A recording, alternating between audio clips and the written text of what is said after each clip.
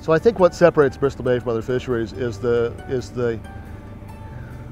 sheer intensity of it. There's just nothing like it. The sheer volume of the fish involved. I think most people know the Bristol Bay has been over time probably the most robust sockeye salmon resource in North America, if not the world.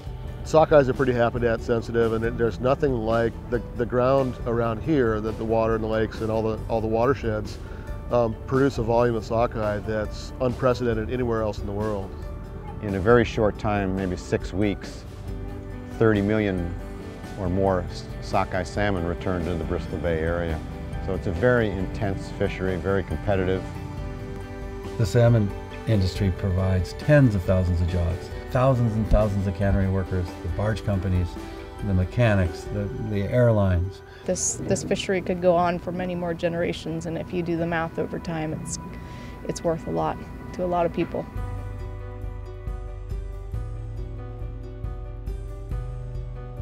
The fishing industry is working on a renewable resource that we've been harvesting for generations and generations of people and many more generations of salmon.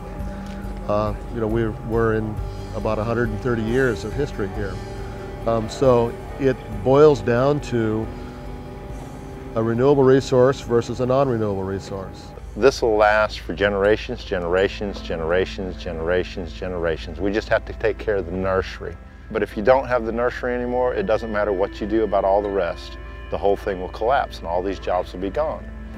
I would like to see this fishery continue for many generations to come. Already 5 generations of my family have participated in this fishery since it was established commercially. This product isn't just a regional, local product. This is a high protein, clean, natural product that is all over the world. And there is no open mine of that size and scale of any kind that is not impacted to where it is. And this will cause the market to drop. The value of all these industries that are already here that are clean and renewable to plummet down to almost unworkable standards. And it'll basically just collapse within itself. Mining needs to be confined to very specific locations where its impact is minimal, right? So like in the center of Australia or in outer Mongolia, where they're doing a lot of exploitation, those aren't ridiculously pristine natural watersheds that already support a whole bunch of jobs that are renewable. Hey, and let's face it, we all use metal. Look, most of these boats are made of metal. They're made of aluminum, you know. I got copper in my alloys in the boat. But, you know, when you extract a mineral resource, you extract it once and you're done. This resource comes back every year, and it has for many thousands of years.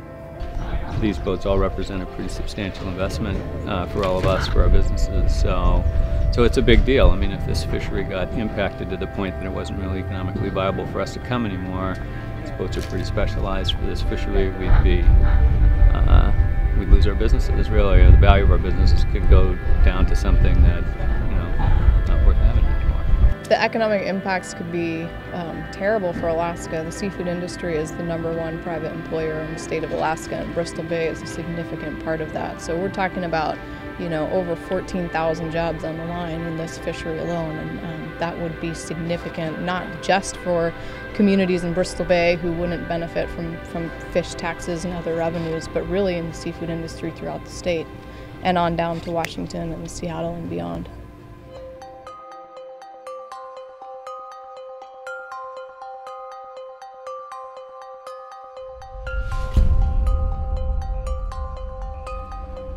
It's funny, it's a trade-off, and it's not a worthwhile trade-off. You know, they did this on the Columbia River, and it was very similar to this. When they put the dams in the Columbia, all the biologists said, you're going to wipe out the fish, but it was all the same arguments. Jobs, it'll bring jobs, but cheap power and all of that, but everybody wanted to believe that, like fish ladders and all this would save that. Well, the Columbia River is a disaster now, and so we just traded. We made a choice to trade salmon for cheap power, and now they're spending hundreds and hundreds of millions of dollars trying to bring those fish back, and they're never going to come back. And so, I mean, once they're gone, you've given up, you've lost it forever. When I think of the mine and being in Bristol Bay. I can't believe, sometimes I think I'm dreaming. I can't believe it's actually even being talked about.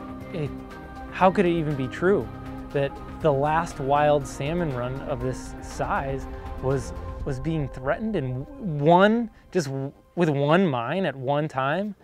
I couldn't believe it.